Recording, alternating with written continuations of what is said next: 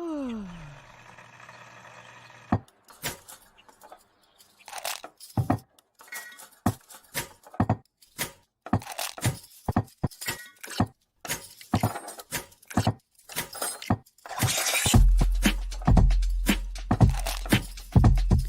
morning. Good morning.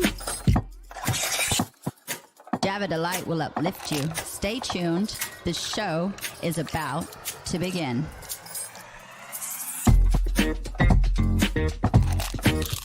Grab your coffee. Stay tuned. This show is about to begin.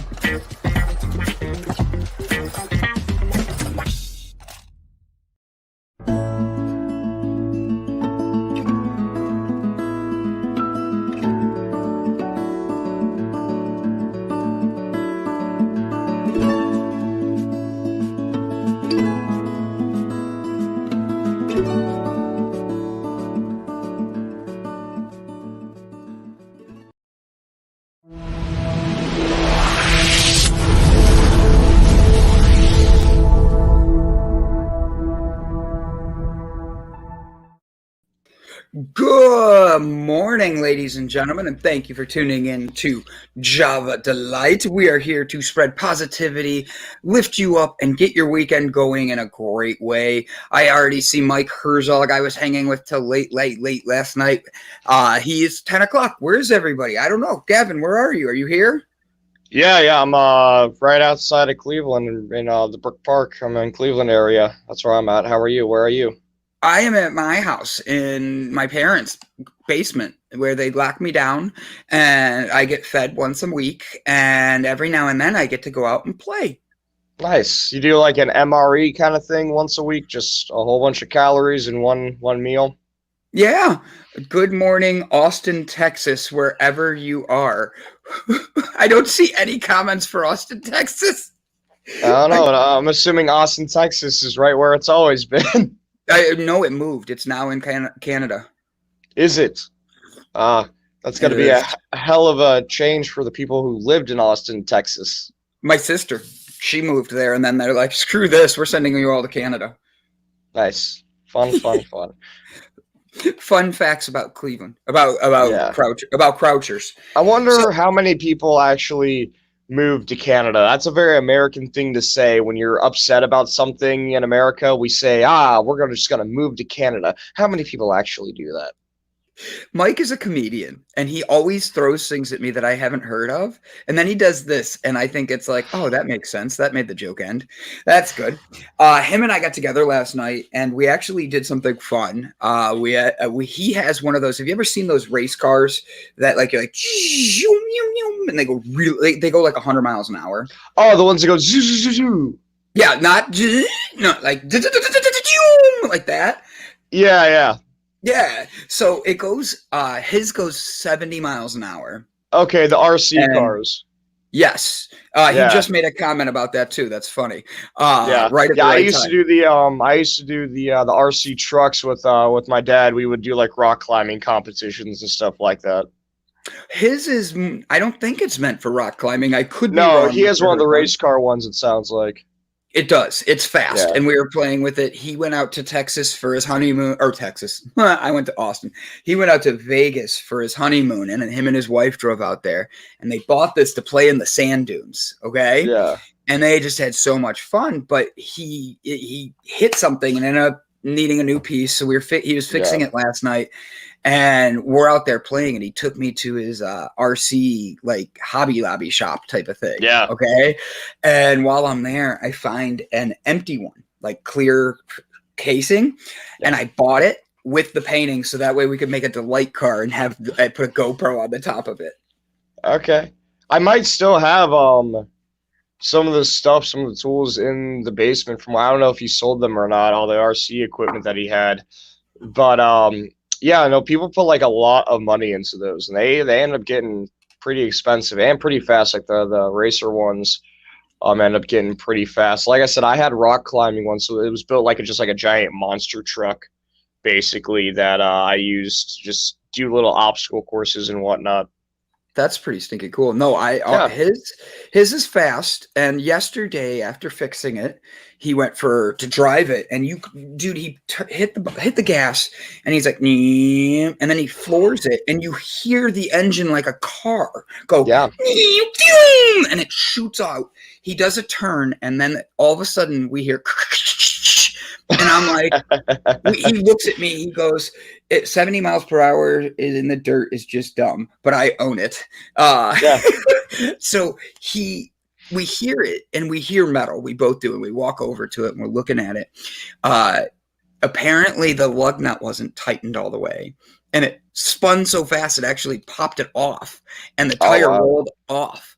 He finds it this morning, and he texts me. He goes, "Happy Friday." I go, "Yeah." And he goes, "I found it." And I go, "Found Friday? What did you find?" And he goes, "I found the lug nut." Dude, if you would have seen how much space there was for him to look through to find this thing, I literally would not have put it on there. I was betting he was going to go buy a new one today. I'm just being honest, buddy. Yeah. Because I said that yesterday. He finds it this morning, and he's already probably outside placing with it. It's an open road RC car, not a slot car racer. Mike, this is a question for you, buddy. So while we get Mike's answer on his little car, we're going to be getting people to, I have a friend who's a graphic design artist, took 90 seconds to find it. What? What? How? You and I were out there, and that's not true. Because you didn't find it till this morning. So technically there was an all night in between that nobody was looking. No, last night we were looking and there was no way we were finding it. No way. Do you count the time that you spend when you're not looking for it? Like let me ask you this. If you lost a dog and I went and searched for an hour today and was like, "Oh, well, that's enough," and didn't find it, and then searched for an hour tomorrow, and then didn't find it, and you're all like, "What the hell have you been doing?" And we're like, "What? I've been looking for the last day." Could I count that? I don't count it. All Tokyo wants to know was it. I don't count it. If you're not looking, you're not looking. Like if you're, that's like me saying, so it's like I'm like 90 seconds to find it then. It probably did only take him 90 seconds to find it. Yeah. Like he's a quick one, and Mike knows how to find his shit, but we had a vicinity. So, all right. So you had a vasectomy? I did not, but I should have. Was there a metal detector? He said it was sparkling in the sunlight, like it was shouting, "Here I am, Mike." Mm-hmm. No, I don't count the downtime. See, I don't either. So Gavin, last night, you know what I got into. You and I had a busy day running around getting things done for we did stuff with the LGBTQ community yesterday. We did stuff for Delight yesterday. And Dogecoin is up today. So it's been a good Friday so far. This is good. Oh, is Friday. It really? I haven't checked it this morning. Mike is my normal, like, him and I text about stocks. So what's it at, Mike? Yeah, tell us where we're at, buddy. It was at 45 cents when I went to bed last night. So I'm curious where it's at. Things to be grateful for. So first thing Mike's grateful for, Mike gave us his gratefulness. Dogecoin is up. He found his nuts, and he got his race car back up and going. It's up to 0.537, so 53 cents, almost 54. Oh, nice. I dig it. I do too. I do. Brett Gordon, good to see you, my friend. Tokyo Bento, good morning. Mike Herzog, we've talked a lot about you, and happy morning to you. We've got Mike's gratefulness of the day. What are you grateful for today, Mr. Gavin? Today, I'm grateful for the weather. At least the weather right now. I'm not sure about the weather once the show is done in a couple hours because we live in Ohio. But as of right now, I went outside. Pardon me, to let the dog out, and it was so beautiful outside. It is absolutely gorgeous. So I'm very happy for that. I'm grateful for the people who come to the bar. I've been doing my karaoke. I've been doing my karaoke and trivia nights, and it's been just.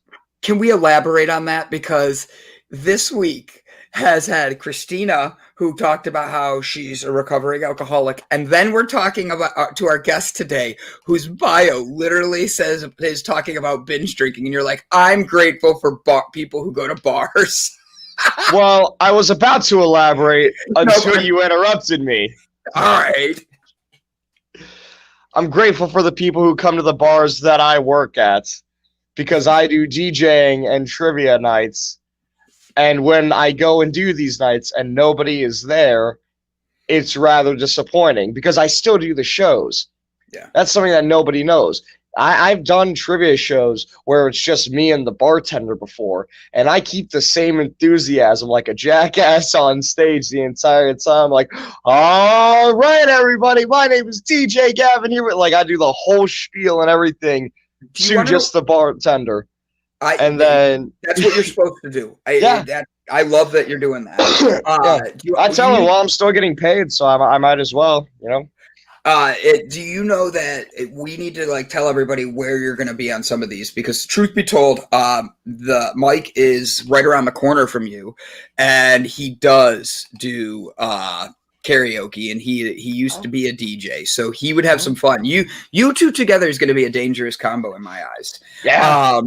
So yeah, I don't have any shows tonight, but I will start keeping updated when my shows are. Usually on I think starting next week on Fridays, I will be doing karaoke at Hatfield's Good Grub here in Cleveland, and then on Thursdays I do karaoke at what's it called? Tony K's. Yes, in Berea. I was like, I was just there.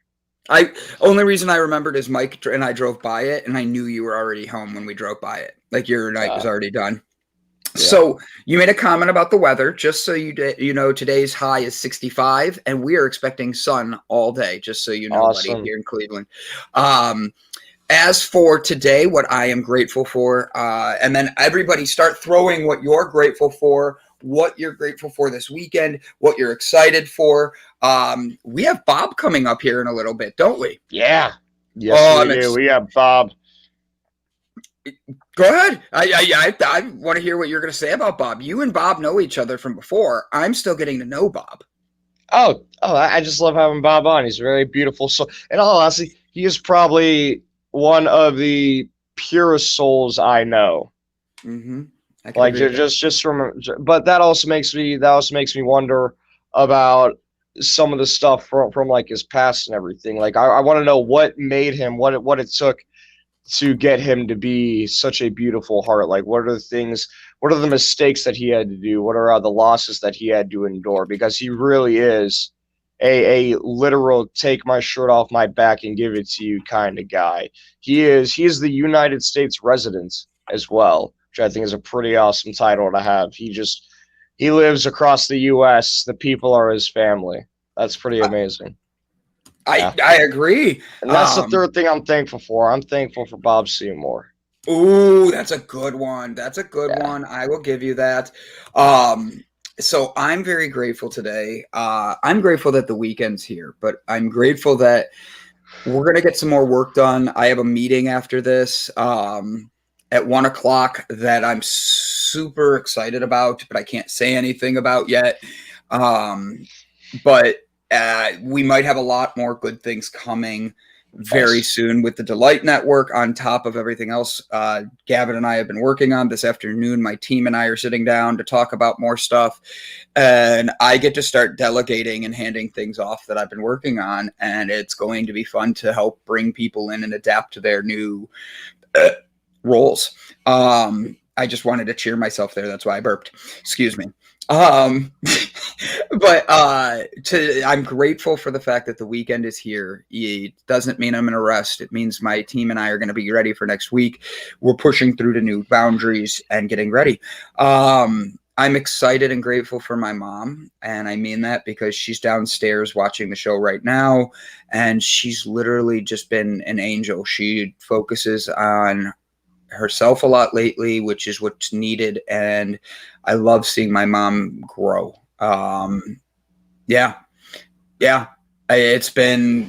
It's been a wonderful week to see the change from last week to this week, and my mom and her opening up and finding new things that are her. So it's been good.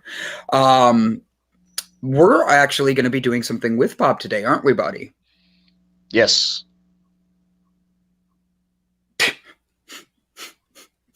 Sorry, Brett Gordon made a comment that made me laugh. Oh, it's okay. I thought you were laughing at my response to you. No, I'm grateful for squirrels, and more squirrels. Yes, I Brett. went squirrel hunting one time, and all I saw was a whole bunch of damn chipmunks. I was on like a hunting like a hunting reserve or whatever, where you specifically go to do hunting, and all I saw were chipmunks. And then I realized it's because all the damn squirrels are in the suburbs on the power lines here, Yeah, that's true. running I'm around. Yeah, I'm not a fan of squirrels. I was for years, yeah, and I love them. They're cute. They have a nest right outside my window here where they mate. I think they think that's appropriate. I don't know why, but they like that I watch. I look out the window and I'm like, God bless America. But they're mean little yeah. shits. Oh, But they're really mean. like, I know dude, people who have pet squirrels, and those ones are I spot like naturally in the wild. Like, no, they'll mess you up. They mess other animals up. they do. Um, it's one of these things where I didn't know how mean they were until recently. Like Yeah, they actually go into like female squirrel nests and push the babies out yeah, just because they want to like mate and stuff like that. yeah, There's like 4 dead birds in front of my parents' house because the squirrels push the eggs out of the yeah. nest. Like they're just mean little jerks, and I'm not a squirrel fan anymore.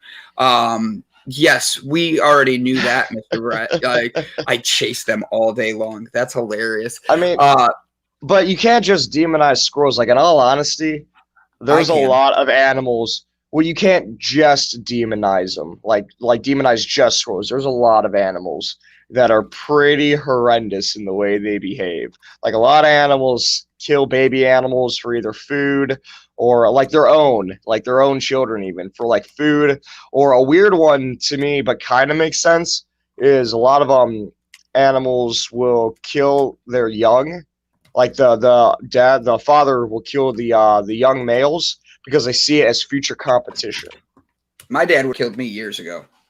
Yeah, Uh, yeah, probably because him and I fight, but at the end of the day, that competition thing, like that's real. Like parents are always like, they don't.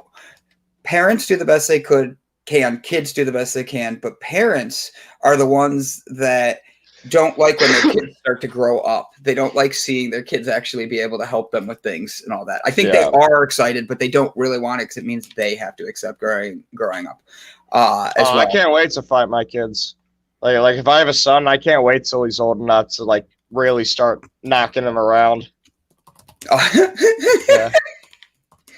That's funny. Really start knocking him around. Yeah, yeah. Well, that's just because like that's how, like that was a very big. And obviously, if he's not into that at all, I'm not gonna force it on him. But that was a very big bonding experience for me and some of my friends, was fighting each other, like putting on gloves and a mouth guard and getting physical. And it taught me a lot about discipline, and it taught me a lot about like friendship and things like that. And that because we would get mad at each other. Like there was a couple of us, we got furious at each other. I was usually more level headed with it. But like my brother Logan, if you punched him in the face, he wasn't happy about it. He got Well, like really pissed. who But gets happy about being punched in the face? I kind of like it. Uh, I don't know. I think that's just because like I was always so afraid of it, and then it happened. I was like, all right, I'm still alive. Let's go again. Come on. That's funny. That's Yeah. real funny. You ever seen Southpaw? No. Who's in it? It sounds so familiar. The guy who played I can't remember his name. He played Bubble Boy, and then he also played Mysterio in the new Spider-Man movie. Eminem did the soundtrack to it. It's basically about this boxer. He's got like tattoos all over him, and his wife gets shot, and then he stops doing fights. He loses all of his stuff. He's in like a custody battle with the state for his kid, all kinds of stuff. But basically, the way that he fights, like getting hit motivates him. It like amps him up. Okay, I can handle Yeah. that. I can understand that. Yeah. I know people like that. Yeah, Yeah. they need to be hit, and it's like almost like that's what fuels their fire. Yeah, it's like flipping a switch kind of thing. Sorry, Brian Tracy just messaged me. I was like, "Are you watching? Because I don't even see you commenting, buddy. I want to see my buddy Brian Tracy got on here." Oh, he's probably out on that motorcycle, man. Honestly, like that's I know kind I of the would reason. be. Dude. All right, so you ready? Yeah. I got my good news note for the day. Ready? Yeah. So you need to trust everyone with politeness and kindness, not because they are nice, but because you are nice. I like that. I thought that was a good one. It was on my like things this morning that came up of like positive ways of thinking, and I needed to be able to. I thought that was a good one to share. When I was a kid in Maryland, squirrels would come up to our backsliding door and take shelled peanuts and vanilla wafers out of my hand. That's pretty. Yeah, cool. you can train squirrels. I've seen that happen where people they work like every day and they'll like put like food closer and closer to them until they're able to hand feed squirrels. I've seen that. I love that. I love that. So, Gavin, you and I have a busy week next week. What do we have going on next Friday? Next Friday. I'm gonna be completely honest. I'm still waking up. I'm not positive. Brian Tracy. The Breakthrough Show. Now, do you know what's special about the Breakthrough Show next week? I do know it. So the special thing about the Breakthrough Show this week is that it's live, isn't it? It is, and Jessica does not go live. This is a show that she's not gone live with. This is a big deal. It's going to be on Apple TV, Roku TV, Amazon Fire TV, Google TV. For the record, I'm very excited about it. You just can't ask me these questions when I just wake up. I don't know my schedule. I'm just focusing on this right now. I got to go on my Google Calendar and see what's going on. You're like, I need to. Are all 30 kids coming on? Yes, we're going to have them sing the Von Trapp family for our intro. They're going to go, "Hello, Gavin. It's nice to have you and Brendan." That reminds me, the reason why I know that song is from when Family Guy did it in I think it was like season 2 or 3. They sang that song. That's funny. Yeah, solid reference. You make me proud. You're welcome, buddy. Anything. I literally, I've been working on that. I even drank some hot tea right before I did it, so my voice would sound best. Ooh, you ever have a medicine ball? I don't know what that is. I'm sorry. Go to Starbucks sometime. It's a secret menu thing, and ask for. Oh, and you never made a medicine ball? I had it ordered once, and I made them Google it because the truth is, I don't. If it's not something that's on the menu, I'm not going to take time out of my busy schedule. I'm running around to Google how to make a drink that's not on my menu. Dude, no, they're the best. You got to get one. Okay, what's in a medicine ball? It's like tea and some special citrus and then something else in there and mints. But basically it clears you out. It gives you a very fresh feeling. The feeling when you eat cilantro? Yes. Imagine yeah. Imagine that. Espresso with Robitussin. Doe, a deer, a female squirrel. Yeah. Sorry, go ahead, Gavin. But yeah, so it's a citrus tea. I probably could look it up really quick, but it's delicious. So it basically gives you that feeling of when you eat cilantro. It has that freshness to it, but then it also has a nice citrus kind of overlay. Yeah. And then just the warm embalming of a tea. I love it. Oh, so Gavin, this weekend, what other plans do you have as we get ready? Because Bob will be here any minute, and it's a honey citrus mint tea from Starbucks. Honey citrus mint tea. You're talking about the medicine ball, so it's the ginger green tea, and it just has a packet of honey in it. Is a warm concoction made with lemonade, citrus mints, and peach teas with honey. It's the one bag of ginger, one bag of the egg. Okay, moving along. Yeah, there you go. I got that. So tell me what your plans are this weekend, buddy. Give everybody a good idea where you're going to go, what you're going to do, and Brian Tracy's just going to be quiet today. He's sitting in the background instead of playing with me. I'm trying to bait him into coming in and playing with Mike and I. I'm about to message Jessica Dugas and be like, "Where are you, my love?" What am I doing this weekend? I might be getting a new car this weekend. I'm not positive. That's right. You did talk about that. Yeah, I've been contemplating it, so I'm gonna go and look at it, and then I'm gonna have it go get inspected, because it's a 91, so it's a bit older. And then the other thing is that I'm contemplating about it is that it's a Cadillac, and for those who don't know, older Cadillacs are extremely hard to find parts for. So if something were to break down or something were to happen, I kind of be SOL for a while, and that's a turn off. But on the other hand, the immature, financially irresponsible teenage boy in me is saying, "Get the car. It looks cool." Yeah. Is your car running well? Yeah, I mean it's on its last leg for sure, and the car it's 2,500 is what I got him down to. So I'm not doing payments. It's not an arm and a leg or anything like that. It's a decent price. You're not paying an arm and a leg. I get that, but it would be an upgrade from what I'm driving now. It most definitely would. Okay, and I know it has less miles. It does. There's a lot less. Well, I'm just thinking cost with the insurance is going to go up because you're driving a bigger car. You're driving an older car. You're going to have to get tires on either car. You're going to have to do oil changes and tune-ups on the other car. I'm just talking to you because I need to get rid of my car too. But my car, it's got new tires on it already. I'm not worried about getting an oil change. Oil changes aren't that expensive. And then tune-up stuff like that, you got to do that in general. But the tune-ups themselves aren't what is expensive. It's gonna be if an actual part were to break on it. But to get the oil change and stuff like that, that's not gonna cost any different.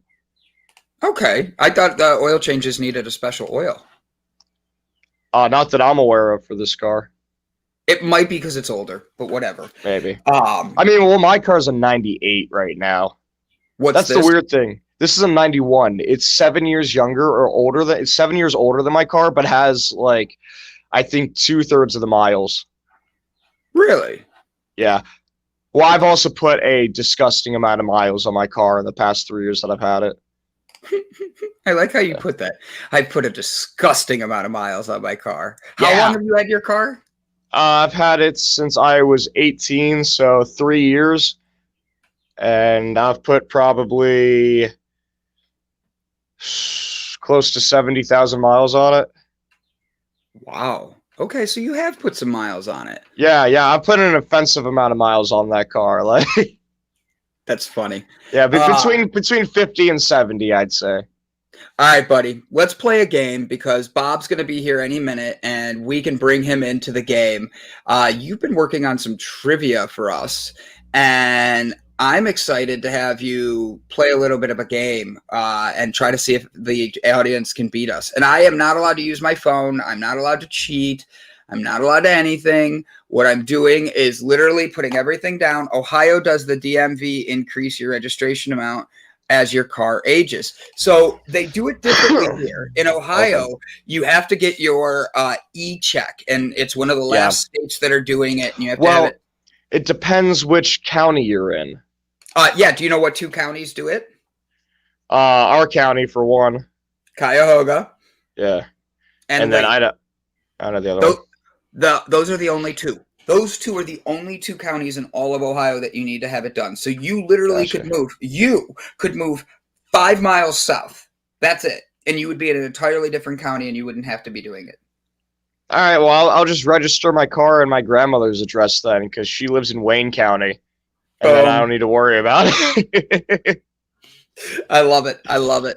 All right, ready? Let's play some trivia. I want to have the audience jump in. I want to have everybody Yeah. come around. I want to get everybody up. I know I feel the energy today. I can feel that everybody's energy is like a little off. It feels like people are just really wanting to find their best them, and the weekend's here, and the truth is they're looking for a purpose for themselves. Yep, mic drop. I got some fun ones for you here. Let's play. All right, guys. Everybody All right. get your phones ready. Gavin's going to try to stump us. Yep. Question number 1. Where are your taste buds located? On my tongue. Is it A, your cheek, B, your tongue, C, your esophagus, or D, all of the above? My tongue. That's my guess. You saying tongue? I'm saying tongue. Brian says squirrel. If anybody else answers, we'll see it in a second. I have to be honest. The reason I stopped, I thought about it for a second, and I'm like, well, my cheeks have nothing to do with it, but the sides of my mouth might be like inside of it. And then you said the esophagus, which would have nothing to do with it in my eyes. Right? All right. So Tokyo Bento says B. I said B. We're both going tongue. Give me an answer. The answer is D, all of the above. Shoot. That There are taste buds, all of the above, yeah. Really? Yeah. The easiest way, so it's difficult to be able to taste them, or to like sense them with a lot of foods. I found the easiest way is with spicy foods. Really? Yeah, with spicy foods, you can feel it everywhere.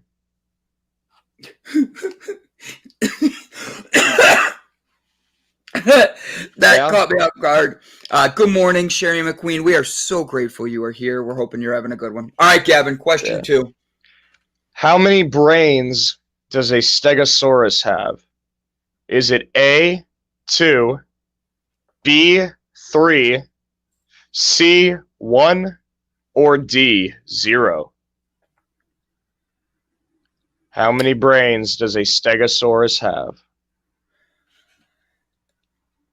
All right, so stegosaurus. Let me picture this. All right, that way maybe I help other people too. Sherry McQueen says B.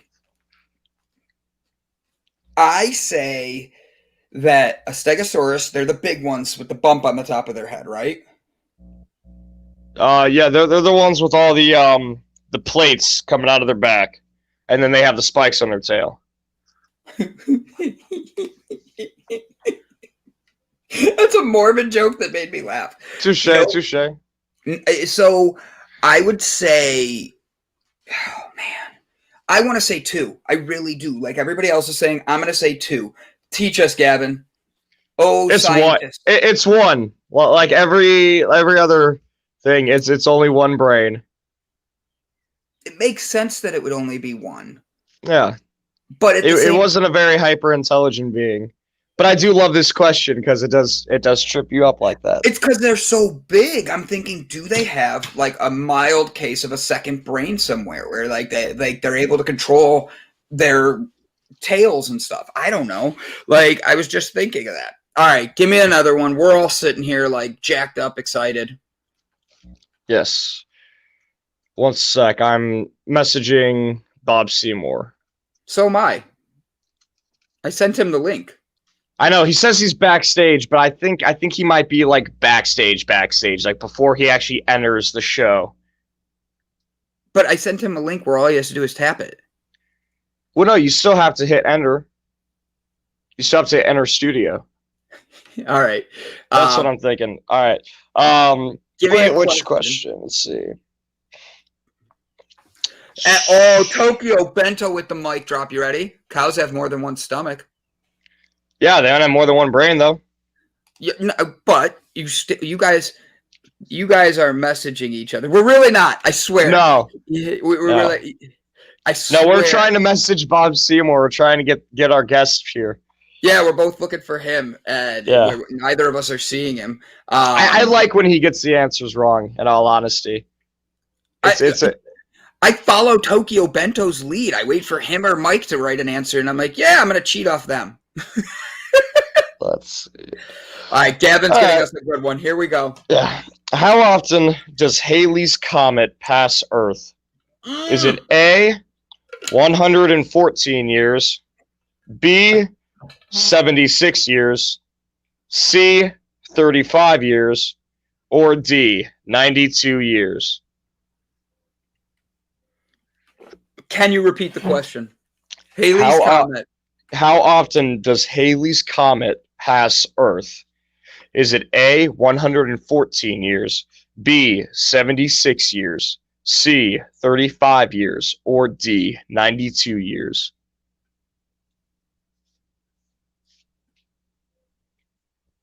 All right, I'm gonna guess C.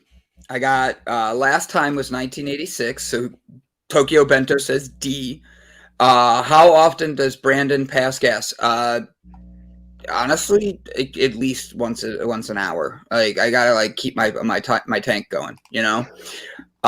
Brian Tracy says B. Tokyo Bento says A. The answer is B, 76 years. Is it? Yes. Is it really 76 years since it's come back? I swear to God, I was alive last time it came. You might have been. When does it come back again? Do you know that or no? No, I don't. All right, give me another question, and I will message Bob while you look that question up. That way, you're not focused on that. Wait. Oh, wait, is that him? Yes, he's in. Perfect. We both are trying to get him. There he is. Cool. I see him in the background. All right, let's see. What else do I want to do on here? I will bring Bob in as soon as he gives me a thumbs up that he's ready. What hormone does the pancreas produce? Is it A, estrogen, B, testosterone, C, insulin, or D, adrenaline? All right, I'm going to phone a friend. Bob, help me with this one, buddy. I need help with this one. Gavin, repeat the question. We're doing trivia right now to challenge our audience, and then we're going to have some fun with you. All righty then. Hey, Bob, can you turn your phone sideways to landscape mode real quick? Yeah, now we get to see that big, beautiful beard. I'm still trying to hook up with my laptop, man. Or with, Heard that. You're good, brother.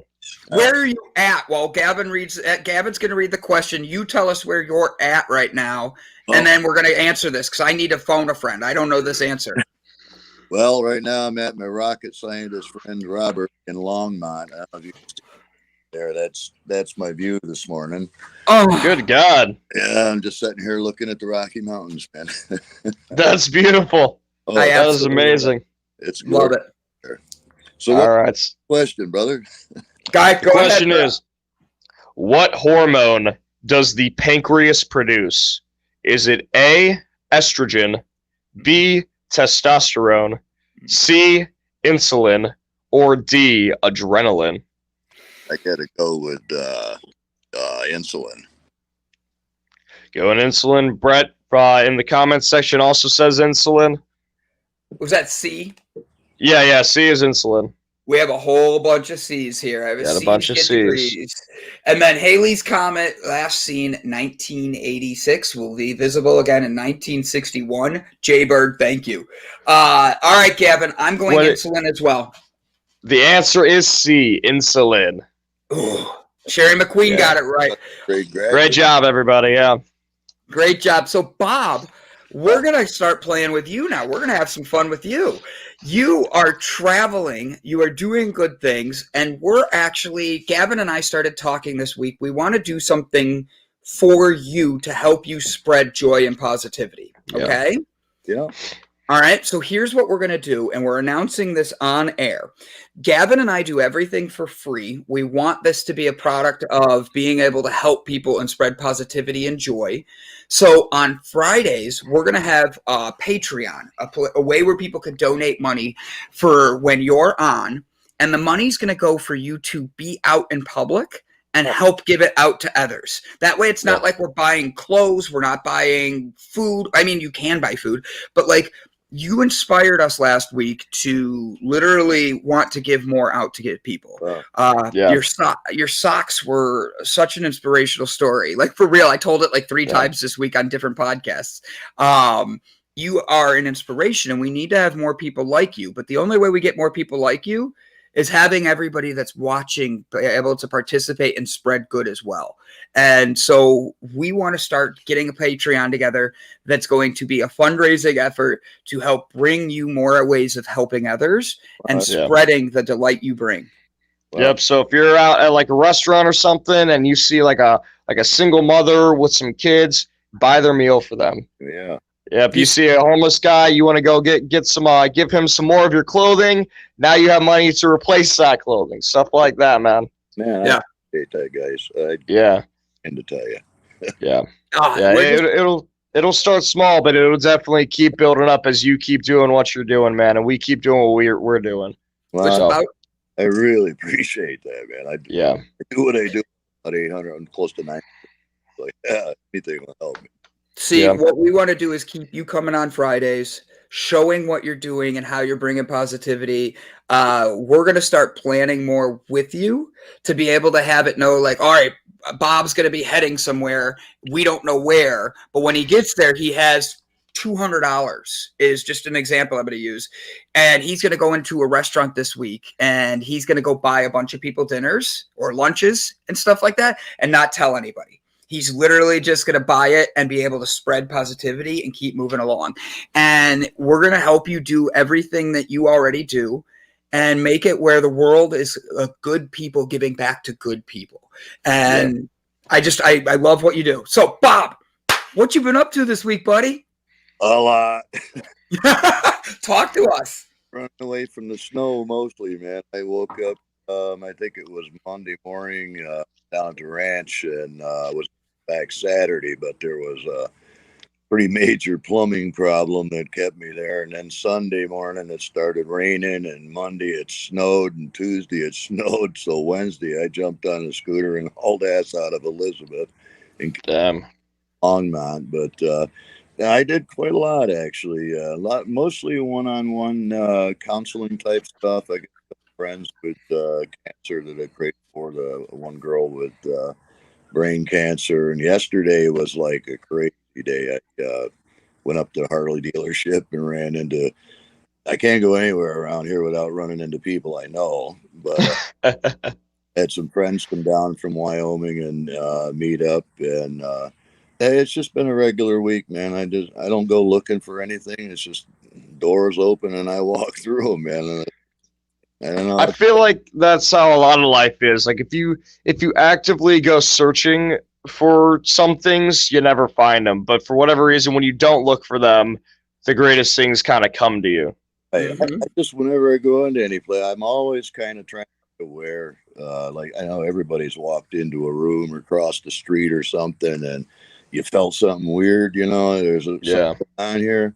So I'm always sensitive to that. And when I get that feeling, I start looking around, my attention's drawn to somebody. And I've learned over the last 30, 40 years walking with God that when my attention's drawn to somebody, it means God's already doing something there. Yeah. All I got to do is go over and say, hey, you doing all right, brother, sister, whatever, you know.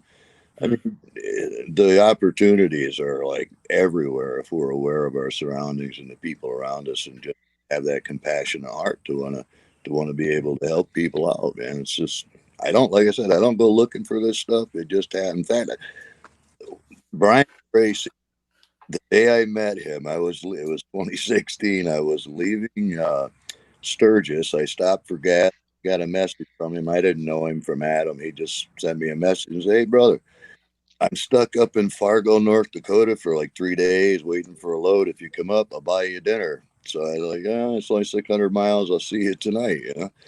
I drove up there. I pulled up to the restaurant. He saw me pull in, comes out, and I get off the scooter, and we're introducing ourselves, and we turn to start walking in the restaurant, and this woman comes out of the restaurant, walks right up to me, looks me right in the face, crying.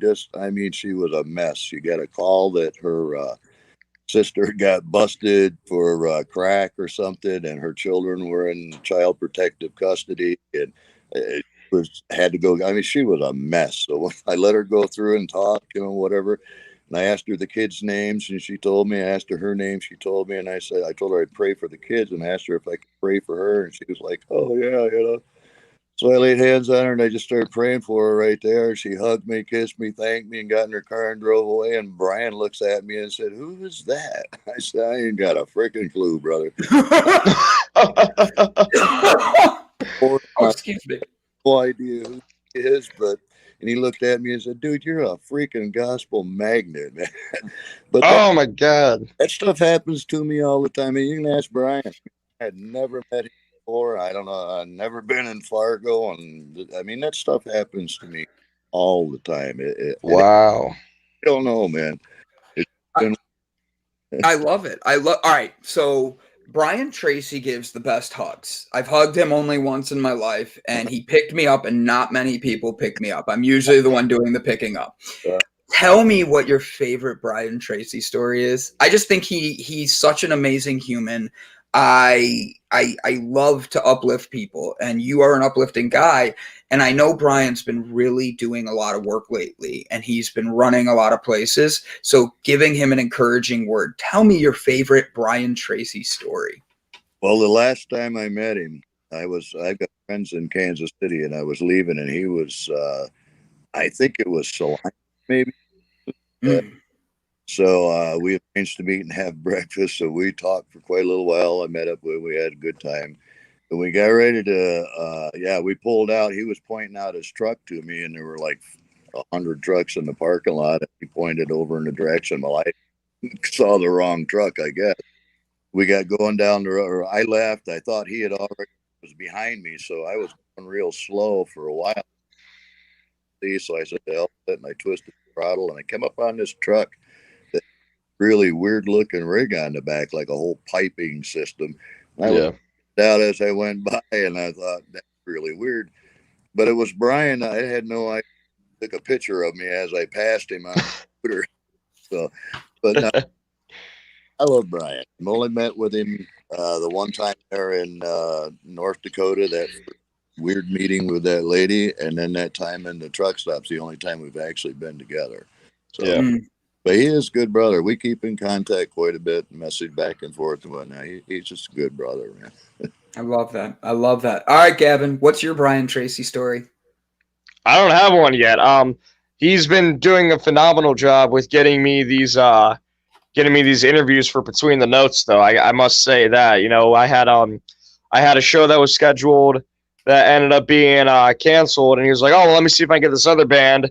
And they weren't available, but he was able to get them scheduled for another show, get the canceled one rescheduled, and then find me, I think, one or two more shows in the process of just trying to get this one. He's been kicking ass at it. And the bands that he's getting me, you know, each episode's getting more and more views as I keep sharing them. And the conversations are just getting better and better. I'm really, really enjoying it. And at being a musician, you're getting that fire out of people, and I love that. Yeah. I think that's great. Bob, you have a guest behind you. You have somebody walking behind you. Don't trip him. I'd reach through the door and knock his foot out. Rocket scientist friend Robert, and Sir Robert of Latte. Hi, Robert. What's up, How you doing, Robert? You're a rocket scientist? Yeah, he works for Lockheed Martin. One of them. Yeah, we call him Sir Robert of Latte. He's a biker. Yeah. Nice. That's amazing. Would he go to Mars with Elon Musk? Did what, brother? Would he go to Mars? I'm sure he would. I think he's there part-time now anyway. But what are you two getting into this weekend? What are you up to, Bob? God only knows, brother. Last night, he took a week off. We were supposed to ride down to Arizona and New Mexico with some friends of his this week, but snow and stuff. He decided, nah, I ain't gonna do that. So we're and seeing what happens, man. We spent yesterday. We hit a couple bars last night. So there you go. Yeah. Now we're just probably gonna ride around a little bit and see what happens, man. Don't have anything planned, really. Yeah. The way that I kind of look at life is every person in the world is a character, and it's up to you. Seriously, they're a character in a story, and it's up to you to accept who and isn't going to be a character in your life. And each character can drastically change your story. I can't say how many people I've met that have only been in my life for a couple months and completely changed my life. Oh yeah. This is one of them, man. Yeah. This was back in 2016 when I met him. I was just starting my 48 state ride, and he sent me a message in like February or March, invited me to a Make a Wish Foundation poker run, and I messaged him back. I didn't know who he was. I didn't have a clue, so I said, "Hey, if I'm within a few hundred miles, I'd love to do it." And then I just forgot about the conversation for a couple of months, and then I remembered it, and I went scrolling through my messages, found it. Hey, brother, I'm going to come out and do this. And like 5 years ago this month, and I got out here, and there was a connection made I can't even explain, man. It's like I knew the brother my whole life. He's like my little brother that I really don't have, you know. I mean, it's just Yeah. one of those connections, you know. It's just been really cool. He's a good brother. I love that. So how far, because you said if he's within a couple 100 miles, how far is too far for you? I haven't found it yet, brother. So you're all the way on the other side of the country. If I said, "Hey, I want to buy you dinner. Come on, right out here," you'll be like, "All right, I'll be there in a couple of days." If I had the gas money, I probably would. I was actually in state. I got out of Las Vegas, and I got a message in the middle of the night from a guy back in Birmingham, Alabama. I had just been through there a week before, and he was like, "Brother, I'm so sorry I didn't get to meet you when you came through."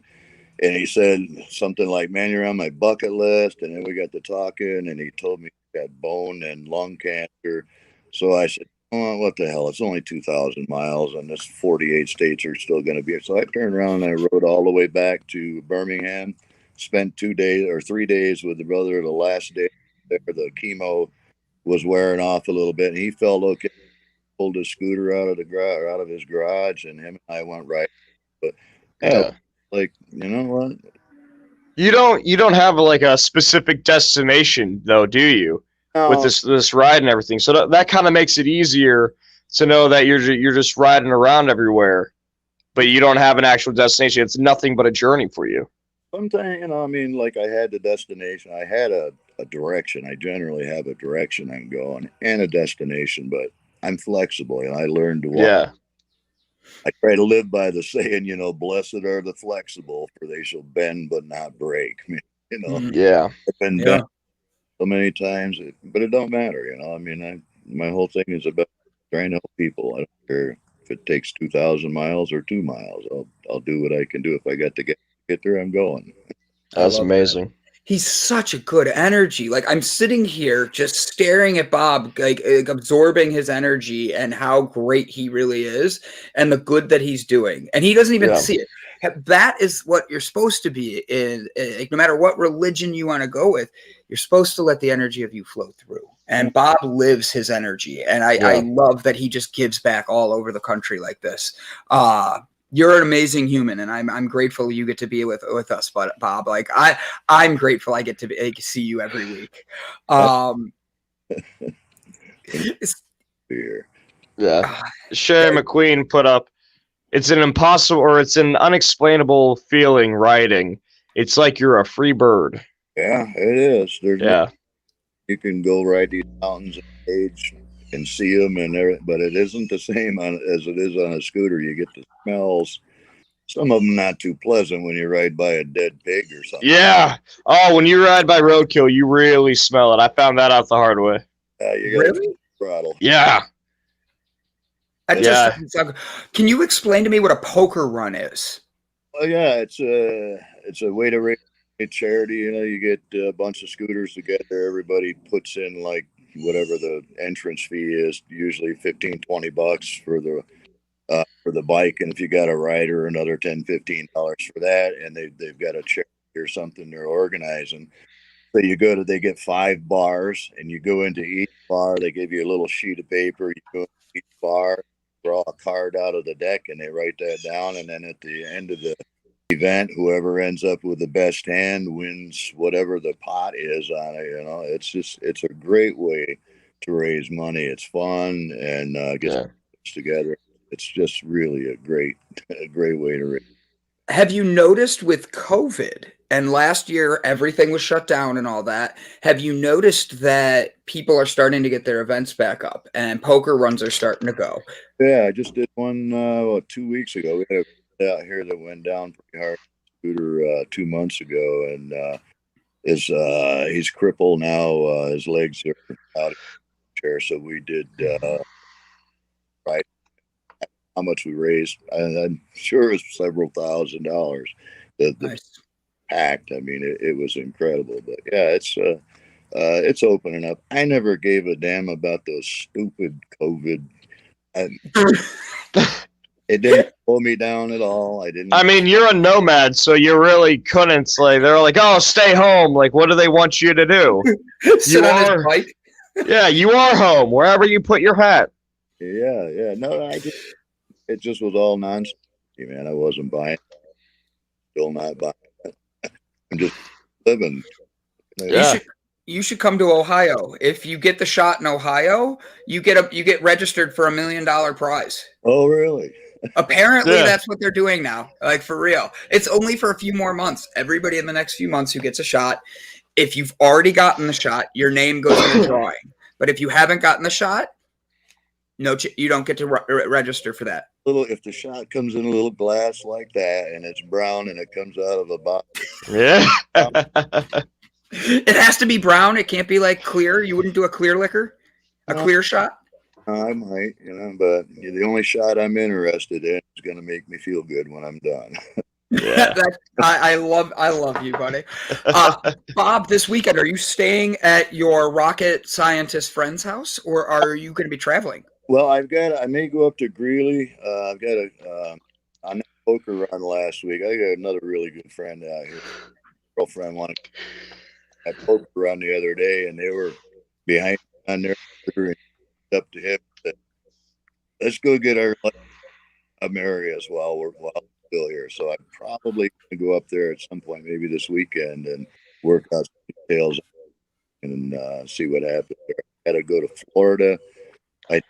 3 weeks from now, I got to make it. I promised this couple 4 or 5 asked me if I could do a renewal of their vows, and I told them I would. I may have been drinking that night, so now no, later, and they're, hey brother, man. So I've got to pull out of here and ride down to Florida with them the night down there, do the wedding thing, fly right back. About 40. Gavin, Yeah. do you think we could get enough gas money together that when he's done in Florida, we could get him enough cash to send him up here and we take Bob to lunch? Most definitely, yeah. I could do that. I got no schedule other than me. Yeah. Or going down there with these guys and marrying, and when we leave, yeah, I could do that. What about? Yeah, absolutely. I would love that. Do you think we could get Brian Tracy to come up too? Oh, that'd be cool. If his schedule allows it, yeah, that'd be awesome. I can finally get one of these famous hugs I've heard so much about. Yeah, have been deprived of. Oh my gosh, he pulled into Ohio once, and he goes. I get out of the car, and I assume I'm walking to the right truck driver. If not, I'm about to be kidnapped, and I'm okay with it. I'm like, we're just going to go for a ride. No, he comes up, and Brian Tracy just wraps his arms around me. And I'm used to like being the guy that hugs, and I pick the guy up, no matter who it is. And he just grabs me, picks me up, holds me in his arms, and he goes, you look like you needed a bear hug. And I'm like, that is what we're supposed to be in life. We're supposed to see people for who they are, and you just give them that hug to let them know, I love you, brother. He's a big boy. Very much so. Bob, are you going to be hiding around in the backstage while we interview our guest today? Absolutely. I love it. Awesome. I love it. I'll read about the guest, and then Gavin's going to bring him in. Bob, we look forward to connecting with you more this week. Oh, you're getting hugs and all this stuff. Everybody already is like loving on you. Bob, you're like famous across the country, and we're just like glad we get to be with you. Oh, you know where we should have him stop on his way up, Gavin? From Florida? Jessica Dugas's house. Oh, that's right. She is on the way, isn't she? She would be. You would get to have the quartet of her kids, all 37 of them, sing to you just like the Von Trapp family. So they would sing, like this morning we were singing for them, and it's like, hello, Bob Seymour, we're glad to have you here. And then all 37 kids will go down the line. The newest one is like, I think of only a few months old. So hearing that one hit the high notes is amazing. Hi, Bob. It's just amazing. It's not work out all right. Sorry, I'm broken. I love it though. Bob. So before we send you to the back and I read about our guest today who's coming on. Give everybody your inspirational word that you would want to give to help everybody get through their Friday and their weekend. Man, just keep a positive perspective on things, and keep your mind in control. Everything you're going through is a battle for you control your mind and keep the positive. Keep your perspective positive, and know and believe that everything that happens ends up good. Stay in the fight and never quit. You never know. I've quit a few times. I didn't realize I was so close to a breakthrough. If I had just stayed in the fight, would have been. So just keep the perspective in the positive and keep aware of your surroundings and look to be a blessing. You'll be blessed. Easy. Just go and love people. Easy. Bob, you are an amazing man. I'm very grateful you're here. Keep pushing through for your breakthrough. I think Jessica Dugas would say that very much so. That's the name of her show, The Breakthrough Show. So, Bob, love you. I'm going to introduce Barry, but thank you for being here. And we look forward to next Friday, finding out where you're going to be. And next Friday, we launch our Patreon for you only, for Bob Seymour's Doing Good Deeds. We're going to come up with a better name than that. And you're going to be able to go places and buy people dinner and buy homeless people socks like you were talking about. And you're just spreading positivity, joy, and delight in life. And that's what we're here for. So plug on something. Say that again. Can I give a quick plug on something? Absolutely. Yeah. What do you got? I write for Scooter Rag, a motorcycle magazine over in North Carolina called Behind Bars Magazine. It's a very family-friendly scooter rag. I got an article there every month, and people check that out online. It's just Bars, BARZ.com. Check it out. Will you send that to me so I can actually make sure we post it for everybody to get? I will do that. I love that. Thank you. So, ladies and gentlemen, our main guest today is Mr. Barry Adkins. Barry has shared his story with over 100,000 parents and students about the dangers of binge drinking. Barry's message is both powerful, inspiration, and a warning about the consequences of even one night of binge drinking. In 2007, Barry set out on an epic 1,400-mile journey. Now, Bob drives everywhere, but Barry decided he's going to go a little further, and he did a walk from Arizona to Montana with his son's ashes in his backpack. His presentation and powerful takeaways leave audiences enthralled and asking for more, and appreciating every breath that they take. Ladies and gentlemen, do me a favor and cheer on and bring on a great attitude for Barry Adkins. We both hit it.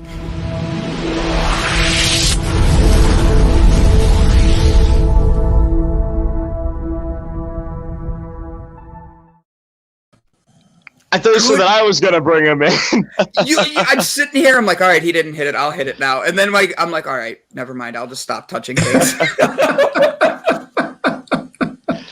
Too many cooks in the kitchen. Oh, Barry, it is a pleasure to meet you, Mr. Adkins. So Gavin and I were talking before the show, and a 1,400-mile walk is a very big commitment. That is a long walk. How long did that take you? And can you give us more about that? Because it seems like it's a very touching story from where you're coming from. Well, basically, it's a big commitment. It's a life-changing commitment. Basically, the reason I did it was to get the opportunity to tell the story. Right. I mean, I'm just a storyteller. I don't preach to people. I just get up there and tell a story. And that gets everybody's attention when you decide to walk, which you talk smack and say you're going to do a walk, and then, okay, now you got to do it. Right. Yeah. That's a hell of a walk to have to back up. Yeah. About 90 miles a week. It was trying to figure out what school you're going to be at. My blushing bride kept me on task and, okay, you need to stop here. We got to go there, all that good stuff. You say Oh, your wife came with you? Thank you. Oh, yeah. She did all 1,400 with you? She drove. So she met me about every 3 or 4 miles, and I'd take a break. It took me a while to figure out this wasn't a race, that I could take my time. So I would stop every 3 or 4 miles and take a break. And she kept track of how long it took me to get everywhere and made sure we had a hotel to stay in. I didn't sleep under bridges. Oh. Too old for that, right? Did you end up getting a Nike sponsor during this? I didn't get, no, I did not. The nonprofit that sponsored me was Not My Kid. And I'll put a little plug in there. Todd Stottlemyre, who used to pitch for the Arizona Diamondbacks, was one of the key guys that put up the money to make it happen. Because, I had a regular job. So he put up a bunch of the money to make it happen. That's amazing. That's awesome. I'm glad to hear that you got some support for it then. Oh, yeah. Yeah, Not My Kid scheduled most of the, it's notmykid.org. They scheduled a lot of the meetings at the schools and stuff. But I had a lot of people just stop and say, hey, do you want to come to our school right up the road? And I'm like, yeah, let's do it. Yeah. That's awesome. I opened up notmykid.org in the background. I'm going to share that website with everybody because this is such a cool thing. And I like that. I'm looking at it in the background going, wow, notmykid.org has a lot of things they're doing. And they help a lot of people. I've never heard of it. So just give it a check out, guys, because that's a really interesting nonprofit that I think we need to actually see if we could get on air, talk about, because they open with positivity as their first thing they say. Yeah. When you were doing this, I gotta imagine, were you listening to music, or were you just listening to the sounds around you? Or were you on the phone? I'm assuming you were on the phone with your wife for a good amount of this walk, just because, she's in the car the whole time, you're on foot the whole time, so you're not spending a lot of time with each other, even though you're both on this journey. What were you doing to keep you sane and occupied during this walk? Well, Gavin, Bob was on there earlier. I loved listening to him. I did not listen to any music because I wanted to know what was going on around me, because I'm walking down 2-lane roads, right? I need to know what's going on. And in 2007, to be honest, there wasn't very many cell towers between here and Montana. So cell phones really didn't, they weren't a thing. We had some 2-way radios that we used some, but she would time me to make sure she knew I should be here in this amount of time, because people would stop and talk to me. It's neat. You get out there and you think the world is jaded and there's all these terrible things, and you get out on the road like that every day. People stop and said, do you need a ride? And if it was raining, 7, 8, 9 people would stop. Man, you need me to give you a ride somewhere? So it was neat stuff. Was it ever raining, snowing, weather just bad, and you really wanted to get that ride to your next place? Did you do it because you were tired of the rain, or did you keep going because you knew you were out for a bigger mission? Because I probably would have gotten the car, just being honest. There's a point where I'm like, I'm too wet, I'm too cold, my feet are freezing, I'm bald. You understand. We get cold easier than other people, right? Geez. Did you ever have that moment, or were you like, nope, I'm pushing through, I'm going to get there? Not really. I left Arizona in February because I didn't do it in the summer because I needed to hit schools, right? So I left Arizona in February. So I ran into snow and rain and all of that. Snow and rain really wasn't a problem. Wind really bothered me because you have the wind blowing in your face all day.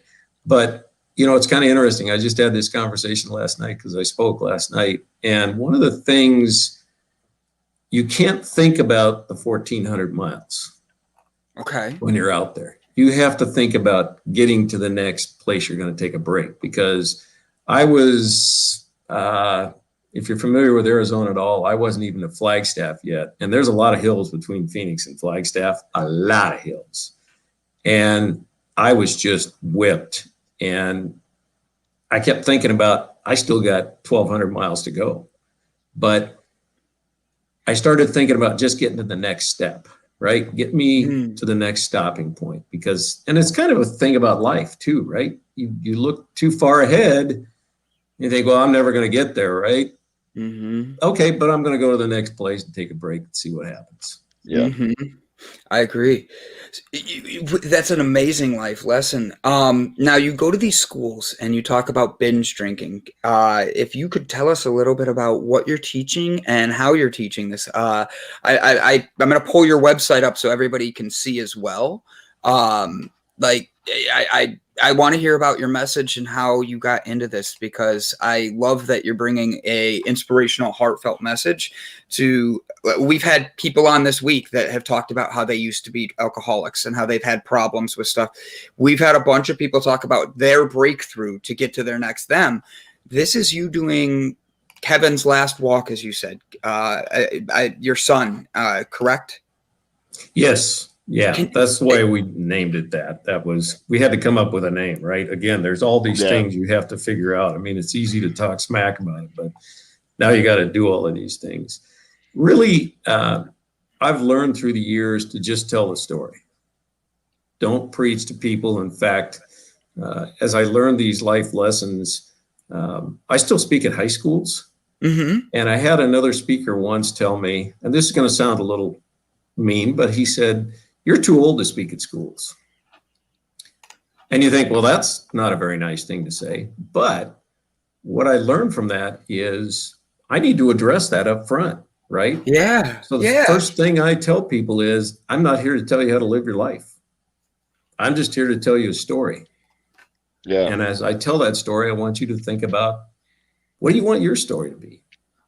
I love that. And I've had high school principals and numerous teachers say the most important thing you said was what you said at the beginning. Yeah. Because people don't want to be preached to, right? They just want to be told a story. Yes. I tell the story in graphic detail.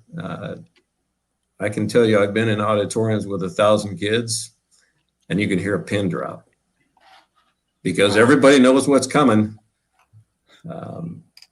And I tell the story because it's a life-changing event.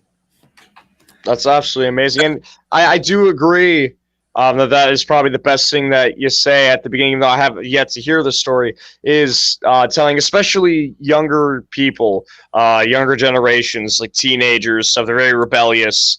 They're very hard-headed. They think they know everything. We think we know everything.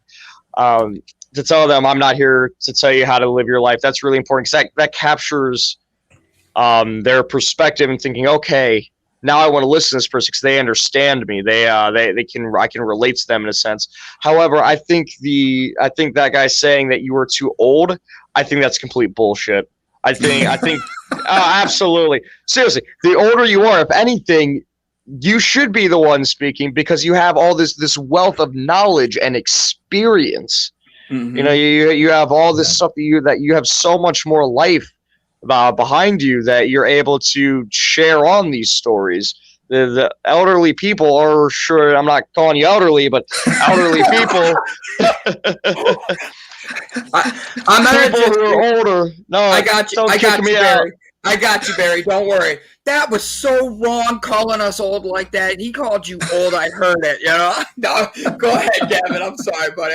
I want to hear stories from people who are older than me.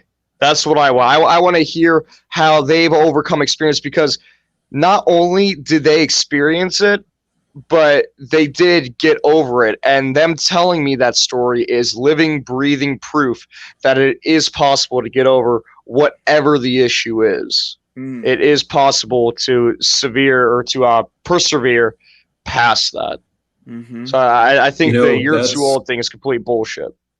Well, but that made me think about it, and that made me change. See, this is where I try to listen, even though at the time I was kind of like, but it made me think about, you need to address these things. And to your point earlier, one of the takeaways that I give people is that the way you respond to adversity is going to define your life. Yeah. I mean, it's not a maybe, it's not a might. Bad stuff's going to happen to you. Yes. So it's about how you respond to it. I'm just curious. Did you like watch Forrest Gump, and that's how you came up with this idea? Well, fair question. I did see Forrest Gump, but the idea, so one of Kevin's favorites, so the idea to walk to Montana, Kevin always wanted to move to Montana and buy a ranch. So we decided to take him there. His favorite movie was a movie called Lonesome Dove with Tommy Lee Jones and Robert Duvall. You got to watch it. And in that movie, Tommy Lee Jones agrees to take the body of Robert Duvall back to Texas from Montana to bury him, where he was the happiest. So in my convoluted mind, it's a Western. So he did it on horseback. I didn't think the horseback thing was going to work for me. But I mean, unless that's you're in where a the Ford, idea came from. Ford Mustang horseback, you know, but that doesn't seem to count. You know, it's not.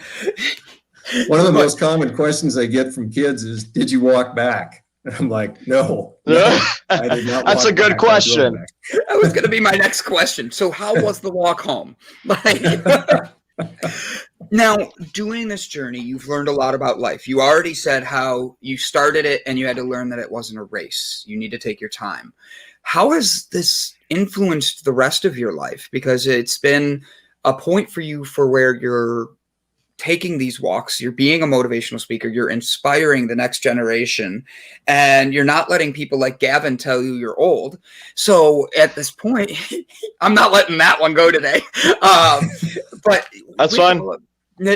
With all of that, how does Barry be able to keep himself focused? And what lessons would you learn that you wouldn't have learned if you didn't do this? There's a lot of life lessons that you can get out of this. You know, one of the things that people often talk about is it's the grief process, right? You know, and to put it simplistically, one of the things I tell people sometimes, and this sounds harsh, but hear me out. When you lose a child or when you lose somebody close to you, the old you dies with that person. And as much as you want to, you will never, ever, ever get back to that the way you felt before. The new you is born. It can be a better you, it can be a worse you. I mean, you can talk about all the bad things that happen with grief, but good things can come from that. Yeah, absolutely. Yeah, well said.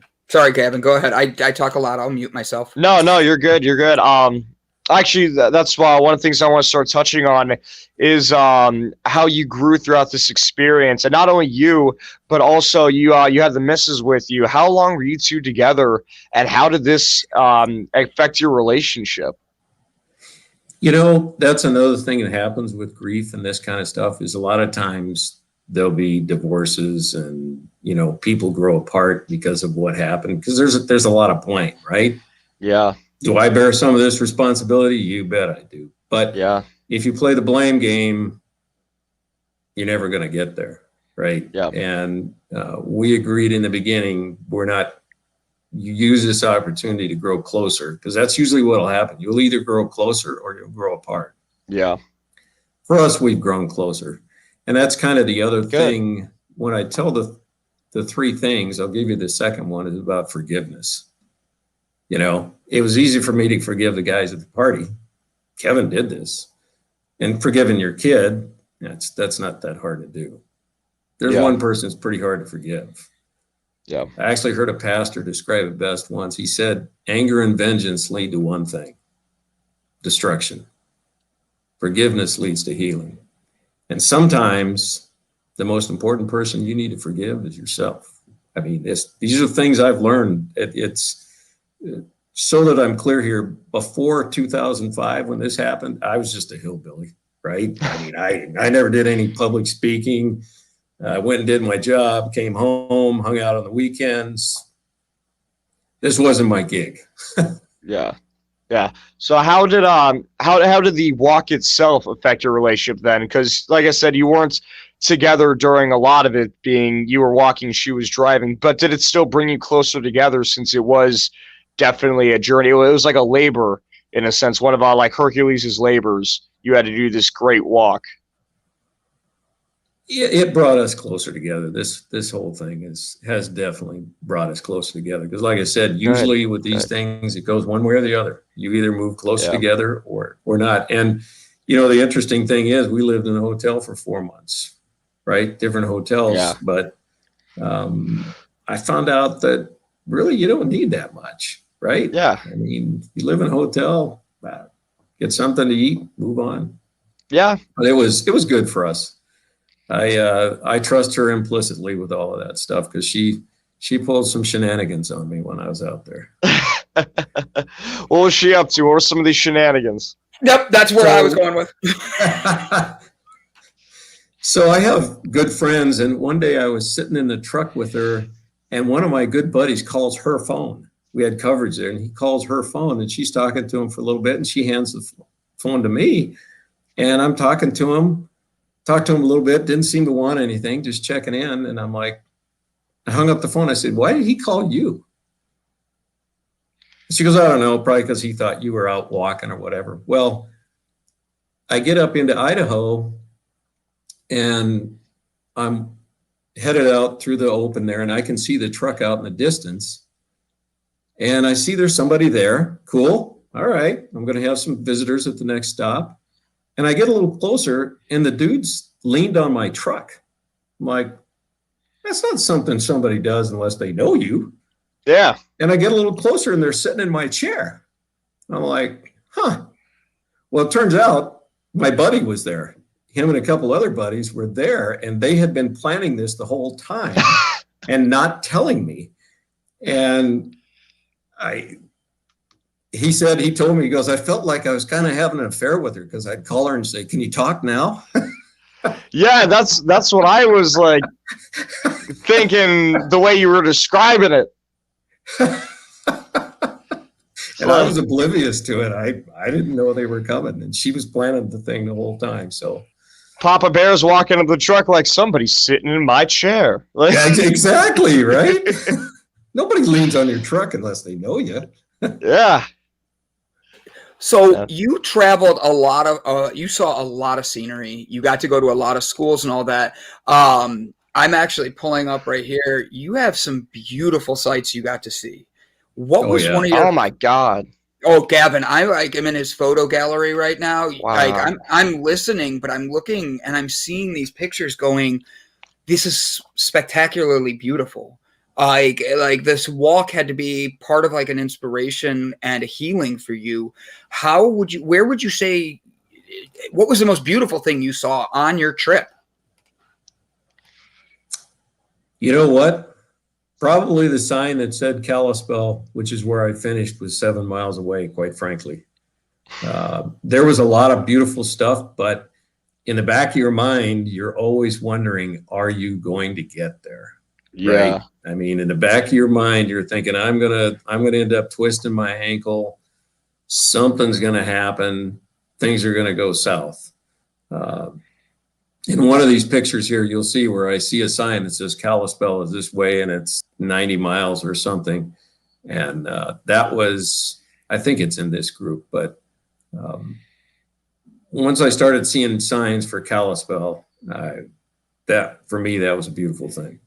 Yeah, I believe that. Was there ever any issues with health along this way? You know, you're walking in the rain, you're walking a lot, so you're physically exhausted sometimes, or I'm assuming a lot of the time.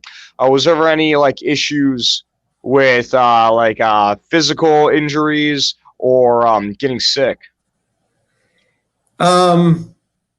Not getting sick. I had a real bad case of plantar fasciitis. I don't know if you're familiar with that, but it's I am not. Please elaborate. Thing. But you know what? The further I walked, the better it got.